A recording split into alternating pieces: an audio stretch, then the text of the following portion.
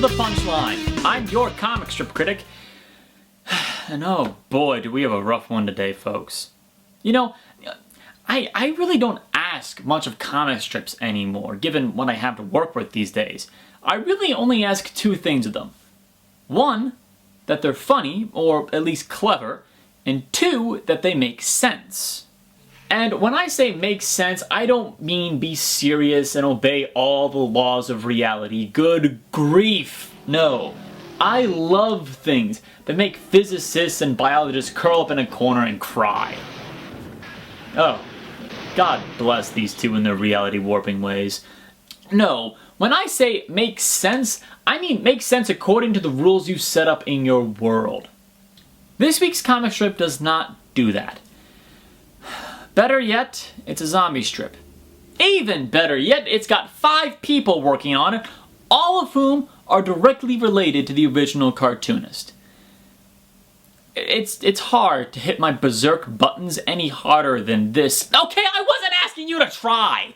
In 1958, Johnny Hart created the strip BC, which focuses on a core cast of about 10 cavemen and their animal acquaintances.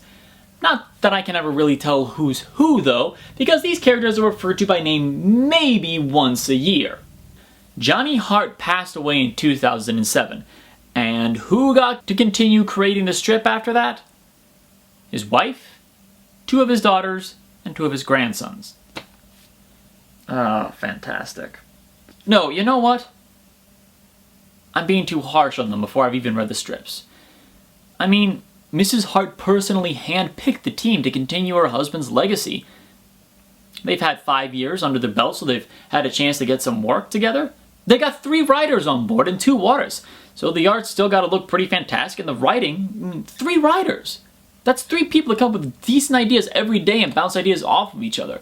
So this must be a really, really awesome strip, right? Let's head back to May and find out. Okay. We start off with the dinosaur going and eating a pineapple. Simple enough setup, and then it turns out that he really pulled out the pin on a grenade, which promptly blows up in his face. Okay, the dinosaur looks nice and it's drawn well and it's nice and cartoony. I like the last panel, how you can see like a sort of blast radius and the charred face and the dinosaur on the ground. I like the bugged out eyes, those look really good. I kind of wonder how the grenade got up in a tree and who put it there, or did a bird put it up there or something? Just one other question though. What's a grenade doing in prehistoric times? I don't have a problem with dinosaurs appearing alongside cavemen, even if, historically speaking, they were millions of years apart. In pop culture, we see them next to each other all the time. That's fine, I don't have a problem with that. But pineapple grenades? It's an out of time reference. It's something that doesn't make any sense in the setting that you've established with your strip. Okay. I can't get too hung up here on just the first strip or we're gonna be here all day. Let's move on to the next one. How long does it take for you to receive messages? Okay, audience at home, now's your chance to play. Guess the punchline. Let's see here. It comes and goes with the tide? No, okay. Depends on how well my carrier dolphin's feeling. You know, like a carrier pigeon, but with the dolphin instead. No, okay, that doesn't work. I give up. What is it? Depends on my 4G coverage. Next! Double tap. The original first-person shooter. Ah! Okay, we'll just skip this for now and come back to it later. Out of curiosity, just how many were there in January through April since we started in May? Figures. My eyes are down here, ladies. Okay, credit where credit is due. This is actually pretty funny.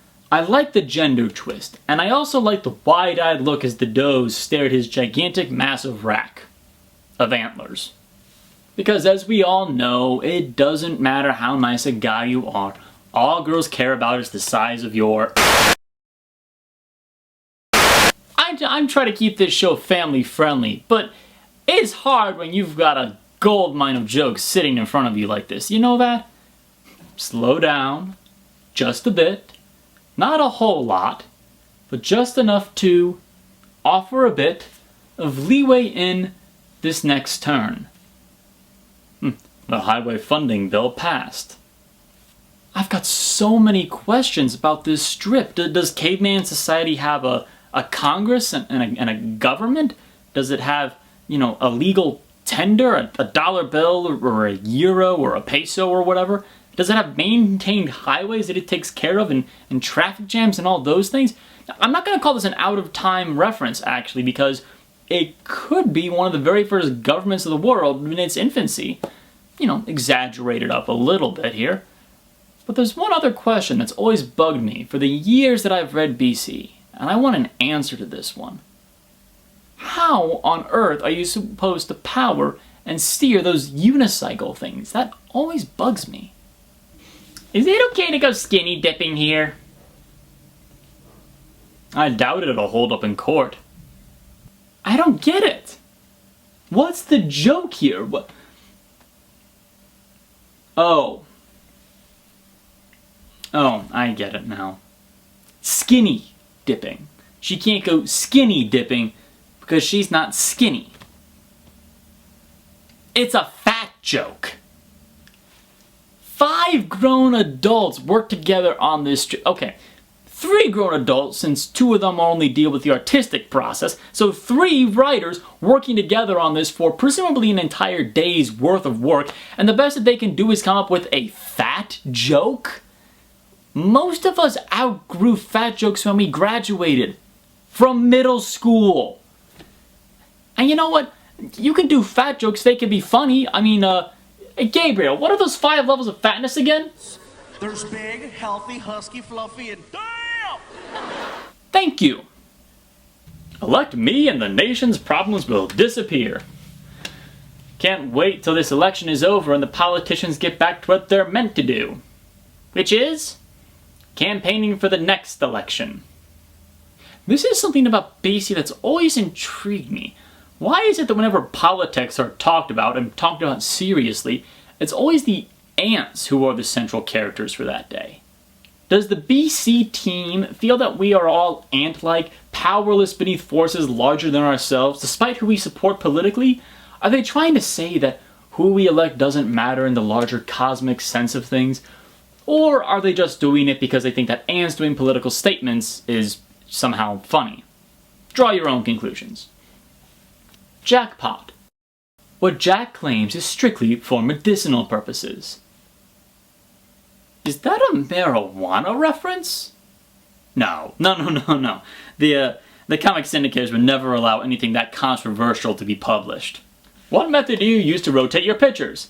An ox spit over a bed of hot coals works about as well as anything. Is that a cannibalism joke? Holy crap, you've got to be kidding me! Another texting while driving incident. Okay, I said I would talk about these earlier, so let's get down to business.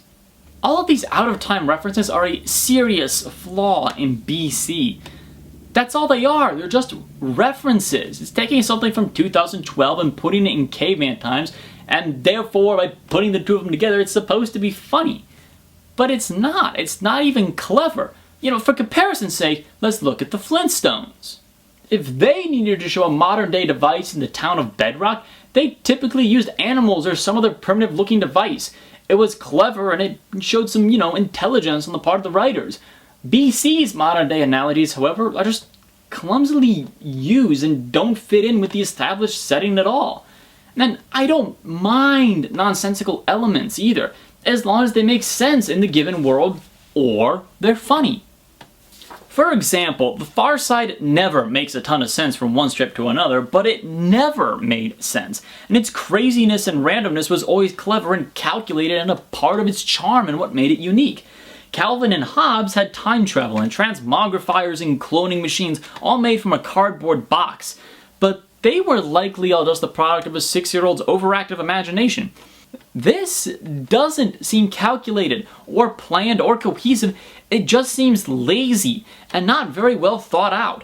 And BC uses this joke, for lack of a better term, too often to not call the creators out on it. Hence the reason why I'm dedicating so much time to it.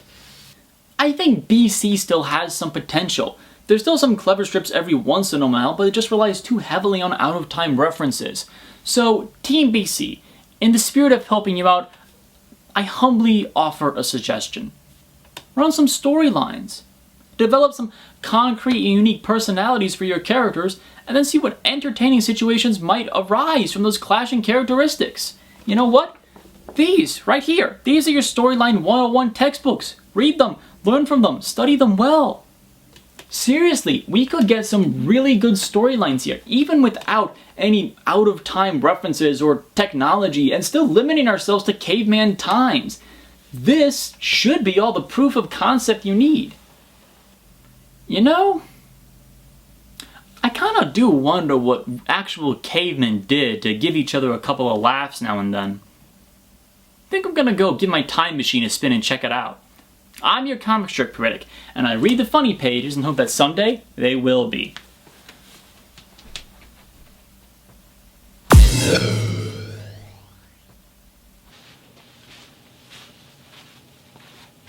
Oh, lucky me, I found a group almost right away. Now then, what makes you guys laugh? I didn't bring my cell phone. No. Hey, Gorg, phone for you. What? Oog, how are you doing? Are we still gonna go scuba diving this weekend? Ah!